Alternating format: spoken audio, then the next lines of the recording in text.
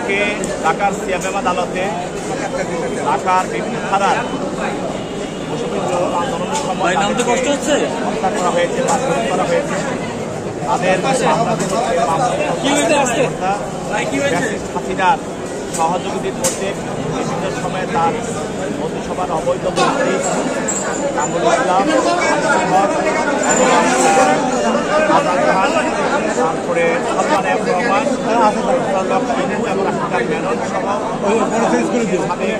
IGP Abdullah Al Mamun এবং সাংবাদিক ফারজানা রূপা, শাকিল আহমেদ এবং সাবেক এমপি আব্দুল্লাহ আল জ্যাকব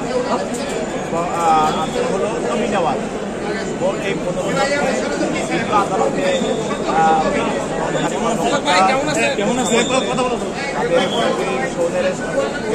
মামলায় গ্রেপ্তার দেখার মতো মামলায় রিমান্ডের পাঠিয়ে থাকবে। আজকে মামলা করছে আসামিদেরকে গ্রেপ্তার দেখানো হয়, তারা এই মামলাগুলো মামলায় আব্দুল্লাহ মামুন এবং লালবাড়ির যে বিতর্কিত ওসি হাসান তাদের বিরুদ্ধে 3টি রিমান্ড মঞ্জুর করা আরেকটি মামলায় সাবেক অবৈধ এমপি 3টি রিমান্ড এবং সাবেক অবৈধ এমপি নবী নওয়াজ তার বিরুদ্ধে 5টি রিমান্ড মঞ্জুর করা হয়। তাদের বিরুদ্ধে রিমান্ড মঞ্জুর করা হয়, তাদেরকে জিজ্ঞাসাবাদ করার জন্য তদন্তকারী কর্মকর্তার হেফাজতে করে আর তাদেরকে সন্দেশ করা হয়, তাদেরকে সিআরপি মোড়ে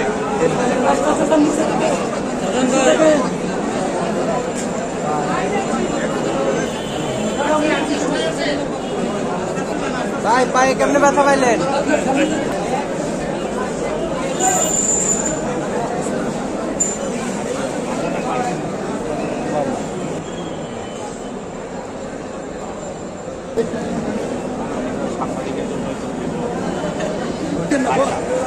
পায়ে ব্যথা পাইলেন কেমনে? যাত্রাবাড়ির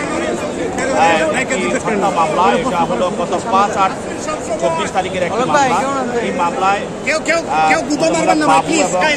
আহমেদ এবং ফারজানা রূপা তারা মহানামী আসামি কর্মকর্তা মামলার তদন্তে অন্যান্য আসামির জিজ্ঞাসাবাদ করে এবং এই ঘটনার বিভিন্ন বিষয় ভিডিও চিত্র এবং তাদের কনভারসেশন তাদেরকে এই মামলার সঙ্গে সাথে থাকার কারণে তাদেরকে জিজ্ঞাসা করার প্রয়োজন হয়। তার জন্য তাদেরকে জিজ্ঞাসাবাদ নয়, তাদের মন খারাপ নাকি পরবর্তী তাদেরকে এই মামলায় গ্রেপ্তার দেখার জন্য সৌরাজ করার জন্য তাদেরকে এই মামলা গ্রেপ্তার দেখার জন্য প্রার্থনা করা হয় এবং তাদেরকে তাদের প্রার্থনা মঞ্জুর করা হয়। ধন্যবাদ।